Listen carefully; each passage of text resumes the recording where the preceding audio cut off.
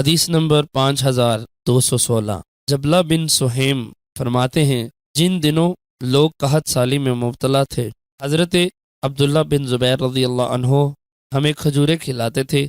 ہم کھجوریں کھا رہے تھے کہ حضرت ابن عمر رضی اللہ عنہ تشریف لائے۔ انہوں نے فرمایا دو دو کھجوریں ملا کر مت کھاؤ، کیونکہ رسول اکرم صلی اللہ علیہ وسلم نے اس طرح ملا کر کھجوریں کھانے سے منع فرمایا ہے۔ ہاں، اگر کوئی شخص اپنے بھائی سے اجازت لے لے تو پھر کوئی حرج نہیں۔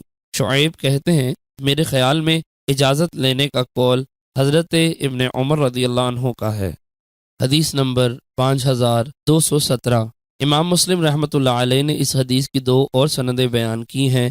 ان دونوں میں حضرت شعبہ کا قول نہیں ہے، ورنہ یہ ہے کہ ان دنوں لوگ قحط زدہ ہو گئے تھے۔ حدیث نمبر 5218۔